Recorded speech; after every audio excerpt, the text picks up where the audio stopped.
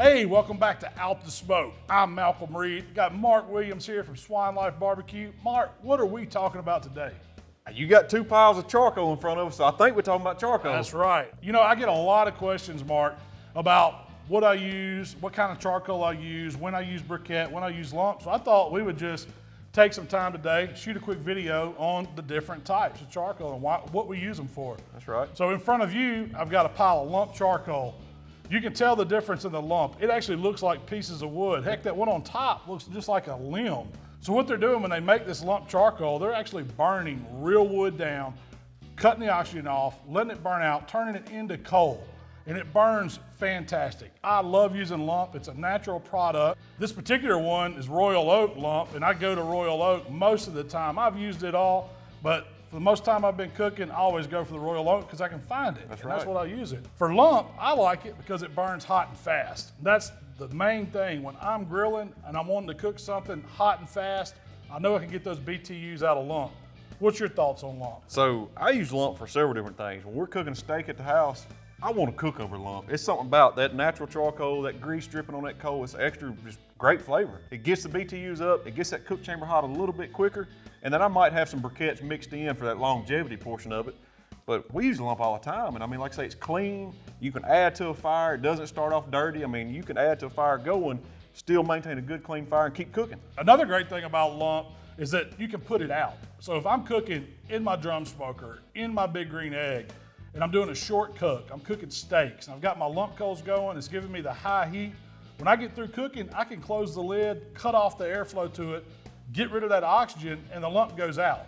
With lump coal, you can actually restart it because all you need is shake the dust off, what ashes is off, and you still have those pieces of wood that have been turned into char. They don't absorb moisture like a briquette does. It's hard to restart briquettes. I'm not saying it's impossible, but they want to absorb the moisture that's inside your cooker, and so they want to crumble apart. And that's why I like using lump if I want to get more than one cook out of a load of charcoal. Comparable in price, lump's usually a little more expensive, but I don't mind paying that because I know I'm going to get a little more cooks out of it. Right. Now, if I'm wanting to cook low and slow, I always go briquette. I want a good even heat. I'm not trying to get those super high temps on my grill. I want something that's going to burn across the fire pan. Kind of think of that minion method where you start a pile of it and you let it burn across. That's when I go for briquette. I know I'm going to get some long-term cooking, and you know we're talking about hours of cook time, and that's when I choose to go briquette. What's your thoughts on briquette? I'm following suit. You know, I mean, briquette's very efficient. It burns longer, burns a little bit lower temperature, but what I like about it is consistent.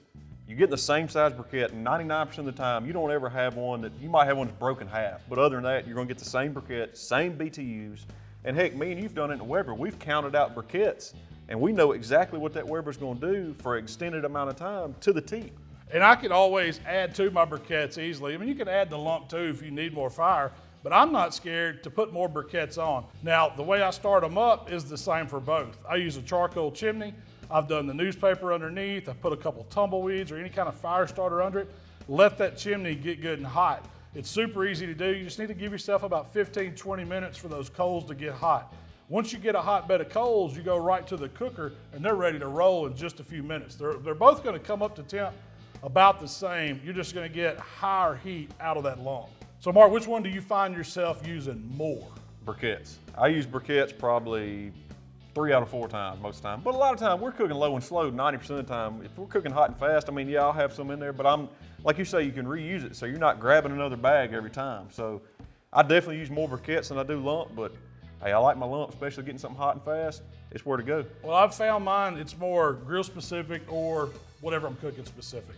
If I know I'm using my egg or I know I'm using a drum, 9 times out of 10, I'm always burning lump because I want to put that out and reuse it. The rest of the time, I'm burning briquette. It's just what I go to, it's what I know, and I just like the low and slow cooking. I mean, if I'm cooking below 300 degrees, to me, that's low and slow, that's a briquette. Usually above 300, that's gonna be a lump. That's a good rule of thumb.